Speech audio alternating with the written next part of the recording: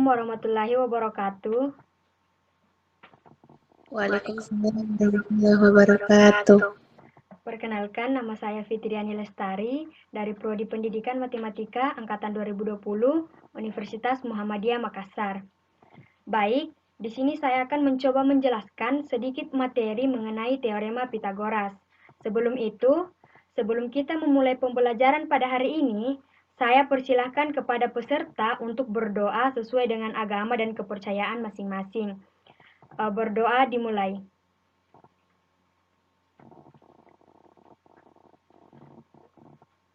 Terima kasih. Langsung saja. Sebelum kita masuk pada materi inti, yakni mengenai teorema Pitagoras, terlebih dahulu saya akan menjelaskan mengenai tujuan yang diharapkan yang dapat dicapai setelah mempelajari materi ini. Adapun tujuan pembelajarannya yaitu yang pertama, siswa dapat memahami apa itu teorema Pitagoras. Jadi, diharapkan setelah mengikuti proses pembelajaran ini, siswa dapat memahami apa sih itu teorema Pitagoras. Kemudian tujuan pembelajaran yang selanjutnya yaitu siswa dapat memecahkan masalah yang berkaitan dengan teorema Pitagoras. Jadi, siswa dapat menyelesaikan soal atau permasalahan tertentu dengan mengaitkan rumus-rumus pada teorema ini. Selanjutnya, sebelum menjelaskan apa itu teorema Pitagoras, saya ingin bertanya kepada adik-adik, apa sih itu segitiga siku-siku? Ayo, ada yang bisa jelaskan? Saya, Bu. Baik, silahkan.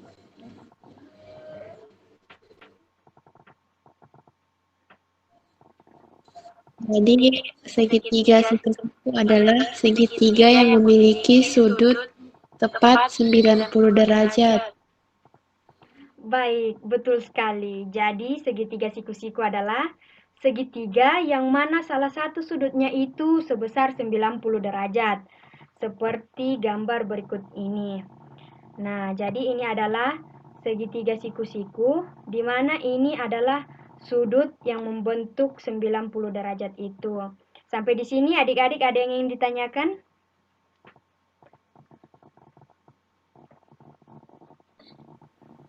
Ya.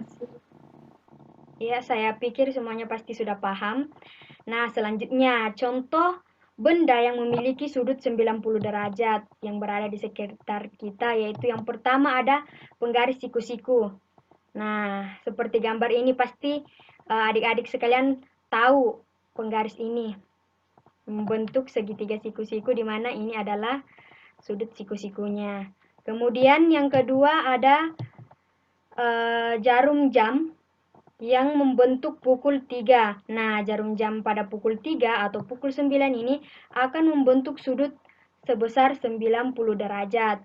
Dan yang ketiga adalah wahana flying fox. Pasti adik-adik tahu ya mengenai wahana ini. Nah, selain ketiga contoh ini, coba adik-adik sebutkan benda-benda di sekitar kalian yang memiliki sudut 90 derajat. Ayo, ada yang bisa jelaskan? Ada yang bisa sebutkan?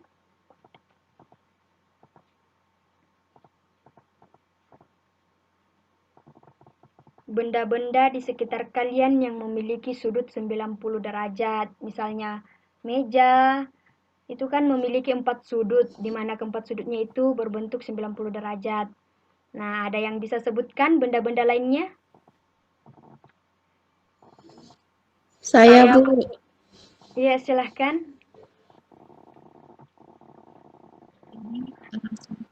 Benda yang memiliki sudut 90 derajat itu ada keramik lantai, buku tulis, dan juga bingkai foto persegi.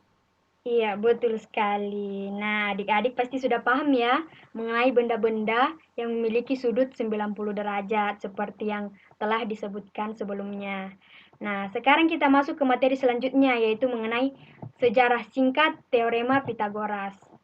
Nah, jadi Pitagoras adalah seorang filsuf dan ahli matematika yang dilahirkan di Pulau Samos pada tahun 570 sebelum Masehi. Selama hidupnya, dia suka berkelana ke berbagai macam tempat seperti Mesir dan Babilonia. Selama perjalanannya, dia mengumpulkan ilmu dari peradaban tempat ia berkunjung. Kemudian dia mulai menetap di Italia dan mendirikan sebuah sekolah di sana. Nah, di sekolahnya inilah dia mulai mengutak-atik ilmu yang dia kumpulkan. Salah satunya adalah pengetahuan tentang relasi antara segitiga siku-siku. Itulah mengapa di awal tadi saya sedikit menyinggung mengenai segitiga siku-siku ini. Karena kenapa? Karena ternyata segitiga siku-siku itu berkaitan dengan teorema Pitagoras.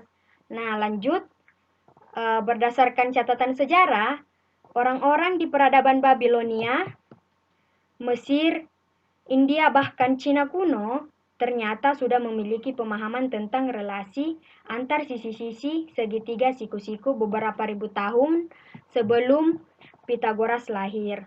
Lantas, mengapa Pitagoras yang mendapatkan penghargaan dan namanya dipakai untuk menamai perhitungan relasi antar segitiga siku-siku? Hal ini dikarenakan dia dianggap sebagai orang yang membawa pengetahuan tersebut ke peradaban Yunani kuno, yang mana merupakan pusat ilmu pengetahuan pada zamannya. Jadi pada zaman itu Yunani adalah pusat ilmu pengetahuan. Itulah mengapa orang-orang menganggap bahwa Pitagoraslah yang menemukan teori ini, karena dialah yang berhasil membawanya ke peradaban Yunani. Nah, itu dia sejarah singkat mengenai teorema Pitagoras. Selanjutnya, apa sih itu teorema Pitagoras?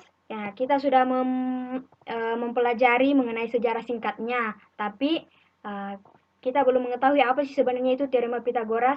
Jadi, teorema Pitagoras mengatakan bahwa dalam suatu segitiga siku-siku, jumlah kuadrat dari sisi-sisi yang saling tegak lurus sama dengan kuadrat dari sisi-sisi miringnya. Atau lebih jelasnya, perhatikan gambar berikut. Nah, di sini kuadrat dari sisi miringnya itu sama dengan jumlah dari kuadrat dari sisi tegaknya ditambah dengan kuadrat dari sisi alasnya. Atau kita bisa tulis dalam bentuk matematika, yaitu C kuadrat sama dengan A kuadrat ditambah B kuadrat. Nah, bagaimana jika yang ingin kita cari adalah sisi tegaknya atau A? Jadi A kuadrat itu sama dengan C kuadrat dikurang B kuadrat. Selanjutnya, bagaimana jika yang ingin kita ketahui adalah sisi alasnya? Ada yang bisa tahu? Ada yang bisa jelaskan, adik-adik? Bagaimana jika sisi alasnya yang kita ingin ketahui? Jadi gampang, kita tinggal ganti dengan B kuadrat. Ayo adik-adik, ada yang bisa menjelaskan?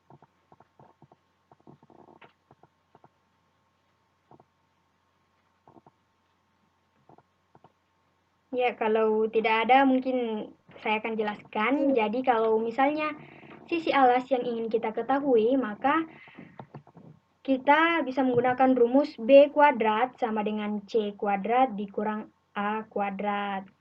Nah, mudah kan? Sampai di sini ada yang ingin ditanyakan?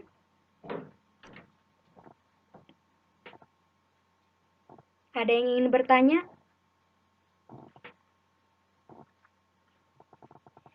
Baik, saya pikir semua sudah paham, jadi kita langsung masuk ke contoh soalnya. Di sini ada beberapa contoh soal, yaitu yang pertama, Pak Made ingin membuat wahana Flying Fox dari sebuah menara yang menyusuri perairan menuju dataran seberang. Jika tinggi menara adalah 30 meter dan jarak dari menara ke dataran seberang adalah 40 meter, berapakah panjang tali yang diperlukan Pak Made untuk membuat wahana tersebut? Nah, untuk menjawab pertanyaan ini, kita dapat menggunakan teorema Pitagoras. Jadi kita gambarkan misalnya seperti ini.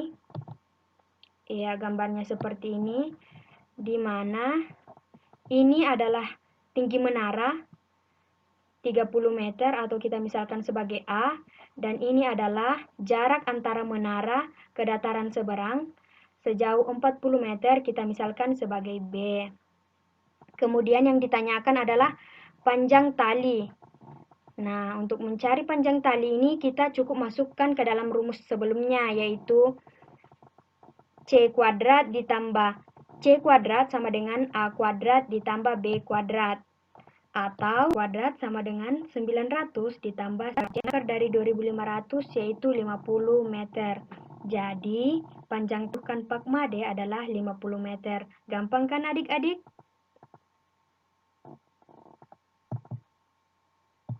Nah, untuk soal selanjutnya, adik-adik coba kerjakan. Seorang anak akan mengambil sebuah layang-layang yang tersangkut di atas sebuah tembok yang berbatasan langsung dengan sebuah kali. Anak tersebut ingin menggunakan sebuah tangga untuk mengambil layang-layang tersebut dengan cara meletakkan kaki tangga di pinggir kali. Jika lebar kali tersebut adalah 5 meter dan tinggi tembok adalah 12 meter, hitunglah panjang tangga minimal yang diperlukan agar ujung tangga bertemu dengan bagian atas tembok. Nah, adik-adik mungkin bisa mencoba mengerjakan soal ini. Saya berikan gambaran dari soalnya, yaitu seperti ini, di mana AB ini adalah lebar kali, yaitu 5 meter, dan BC tinggi tembok, yaitu 12 meter, sedangkan yang ditanyakan adalah panjang tangga yaitu AC. Nah, adik-adik ada yang bisa menjawab panjang AC itu berapa?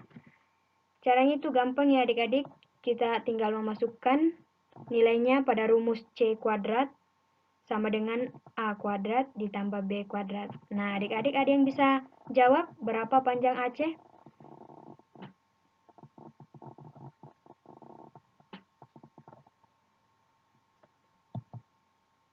Nah, adik-adik di sini kita bisa lihat BC ini adalah tinggi tembok 12 meter. Panjang AC itu Iya, bisa diulangi.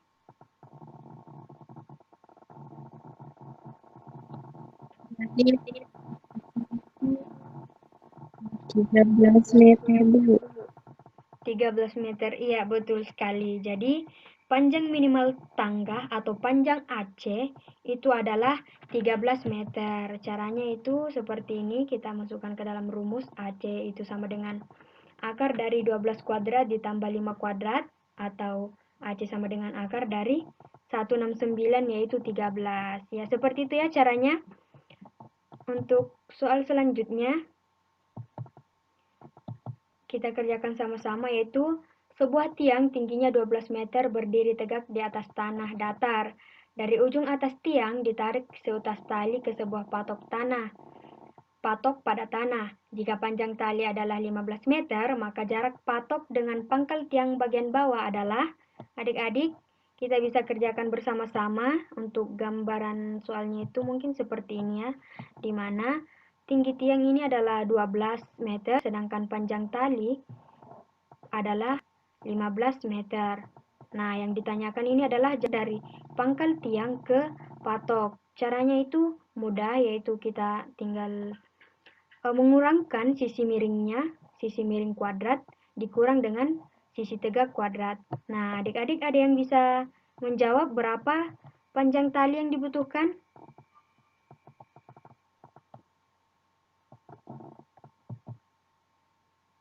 Nah, jadi jarak patok dengan pangkal tiang bagian bawah dapat dicari dengan menggunakan teorema Pythagoras tadi. Seperti ini, jaraknya itu sama dengan akar dari 15 kuadrat dikurang 12 kuadrat. Ada yang bisa jawab berapa hasilnya?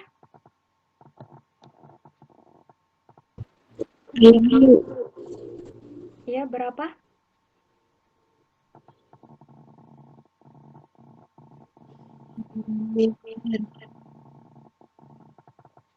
Bisa diulangi? Jawabannya itu 9 meter, Bu. 9 meter, ya betul sekali. Jadi, jarak antara tiang ke patok itu adalah akar dari 81 yaitu 9 meter. Betul sekali. Nah, bagaimana adik-adik? Apakah sudah paham dari ketiga contoh yang diberikan? Atau ada yang ingin ditanyakan? Iya, Paham? tidak paham. Ya, baik. Kalau sudah paham, mungkin kita tutup saja pembelajaran pada hari ini. Tapi sebelum itu saya minta kepada adik-adik Ada yang bisa menyimpulkan mengenai pembelajaran kita hari ini dari awal sampai akhir? Saya, Bu. Iya, silahkan. Jadi, kesimpulan yang saya dapatkan mengenai pembelajaran kali ini yaitu bahwa teorema Pythagoras adalah suatu teori atau pernyataan yang menjelaskan hubungan antara sisi-sisi pada segitiga siku-siku, di mana tiga siku-siku itu sama dengan jumlah dari sisi yang saling tegak lurus kuadrat. Teorema ini juga dapat digunakan untuk menyelesaikan berbagai masalah dalam kehidupan, khususnya pada hal-hal yang berkaitan dengan segitiga siku-siku. Contohnya itu membuat konstruksi bangunan yang menggunakan segitiga siku-siku dan juga mengukur jarak jalanan yang berbentuk segitiga siku-siku. Sekian, terima kasih. Ya, baik. Bagus sekali ya. Itulah kesimpulan pada pembelajaran kita hari ini. Dan untuk penutupnya, saya ingin mengucapkan mohon maaf apabila ada banyak kesalahan pada penjelasan saya hari ini.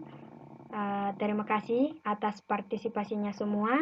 Wassalamualaikum warahmatullahi wabarakatuh. Waalaikumsalam warahmatullahi wabarakatuh. Terima kasih, Bu. Ya, baik.